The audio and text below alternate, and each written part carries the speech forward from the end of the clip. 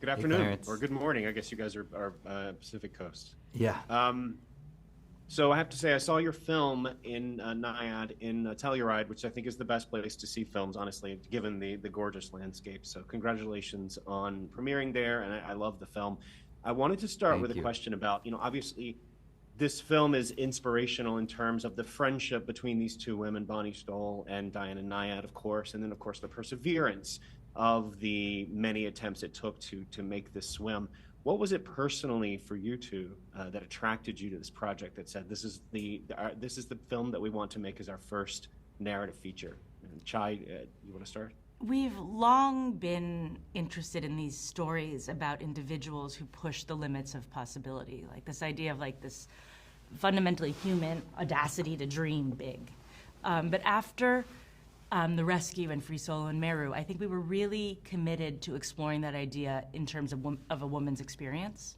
And when we read the Nyad script, it is just that. Like Diana Nyad is unafraid to be ambitious, unafraid to pursue what seems like an impossible dream.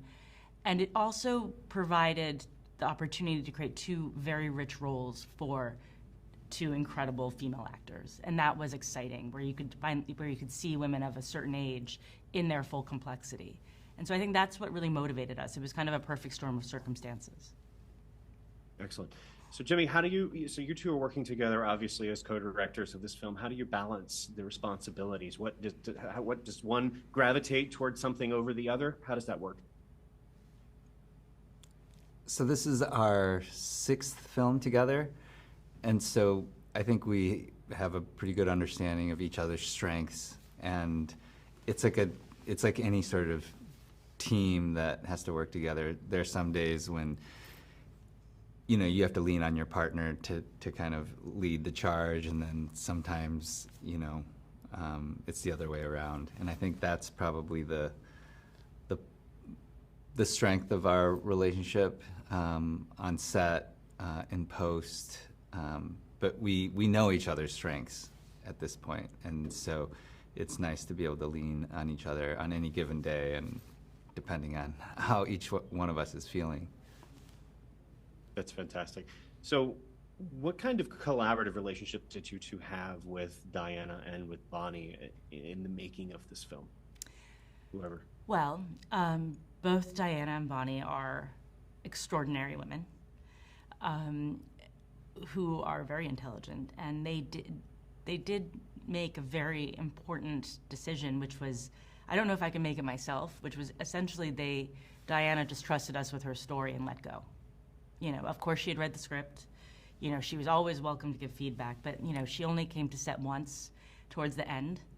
But where we really collaborated was in terms of the work our fabulous actors wanted to do with the real life Diana and Bonnie, where both Jodie Foster and Annette Bening spent extensive amounts of time with Bonnie and Diana respectively individually, and then also as a group. So they were observing their friendship in kind of real time. And the film ended up being postponed for about 9 months, and that gave them like even more time together. And I have to say, like, you see, but again, like Diana and Bonnie also gave them the space to create Annette's own Diana and Jodie's own Bonnie. But there are mannerisms that Jodie picked up that even Bonnie didn't realize she had. Like there's often like this thing where she's holding her chin. And likewise, Annette really trained for over a year to prepare for the physical demands of the swimming. And I'm sure she was in part inspired by the real Diana, but also it's the work that Annette does to prepare for a role. Absolutely. And it's interesting that you say there was that 9-month waiting period, because you can absolutely see that closeness, that bond between these two actresses that I think that 9 months would had to have inferred and helped them grow. Because they do act like decades-long best friends in this, and they're fantastic actresses, but there is a chemistry there between them that I think is very difficult to replicate. And it also like really extended to, Annette's in this water for 4 to 6 hours a day. Jodie isn't, but Jodie's constantly checking in with her and being like, "Are you okay?" Like it was, you kind of saw a reflection of the relationship. For sure. Yeah. Talking about being in the water, I know the most harrowing sequences in the film are those night swims where there's jellyfish, there's storms, there's so much that's going on. I mean, your heart's just racing watching this. Jimmy, what was it like to film those? What was it like to work with Annette in those sequences? I think those were really difficult sequences just because it was, we had a whole week of night shoots, and when you flip the schedule and everybody's kind of in the night zone, it helps in a way because everybody's so exhausted and it makes everything really intense, and the shooting schedule was really intense. Adding special effects and kind of working at night in that environment is very challenging. So the entire vibe of the set and being on location during those days was just really intense. I think trying to capture the storm sequence certainly was very difficult because of adding that layer of special effects and making sure to be able to still focus on performance on top of all the kind of technical aspects of shooting. So, I think we're really happy with how it turned out. It was a big experiment for us, really. Absolutely, and there must be, a spiritual connection between the feats involved in mountain climbing and then in this push to undertake this. Sure. I mean, authenticity certainly is something that's really important to us, especially coming from documentary. But I think, what we hope to bring is understanding, what it's like to face challenges like that, what that experience is like, just from my own experiences, and being able to try to bring that into this film. Yeah, absolutely. Shai, as Jimmy just mentioned, obviously you're both documentarians. You both come from the documentary world, and now you're embarking on your first narrative feature.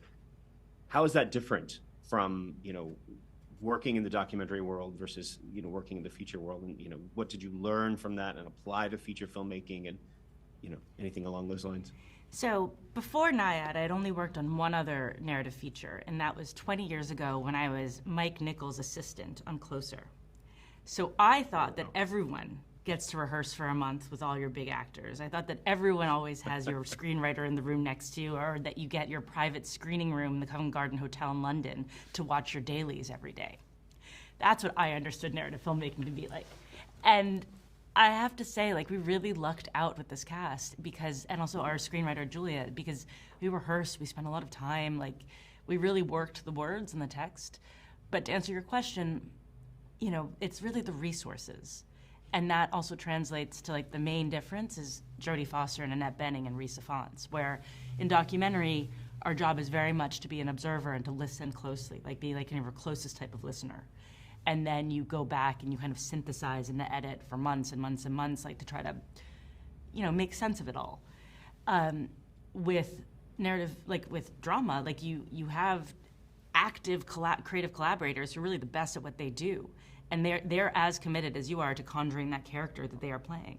So it was a very different sort of exciting creative experience. And I have to say, I never really stepped back before to say, wow, we're growing in our 40s. Who knew that you could still grow creatively, and you could still be challenged, and it could still be scary, and incredibly gratifying. Yeah, actually, Jimmy, I think I owe you a happy belated birthday. I think you had a birthday a couple of days ago, within the past week. I did. Thank you very much. What are you looking forward to next? Are you taking on another documentary project? Do you think there's more narrative work in your future? Well, I feel if narrative will have us, we will bridge both. We're currently finishing 2 documentaries, and we love docs. It's really fun. They're fun. They're hard. But we've also it's been fun, interesting to be challenged with narrative feature filmmaking. I don't know. What do you want to add? Mm-hmm. No, I agree. I mean, I think, like Chai said, we'll always make documentaries. We believe in them. We believe in the power of documentaries. But we're also excited to, bring what we've learned from our last experience and see where we can take it. Excellent. Well, I think those are all the questions I have for you today. Thank you so much. Can't wait for everybody to see the film when it comes on Netflix on November 3rd. Thank you. Thank you for so having much. us. Take care. Okay, bye. Bye.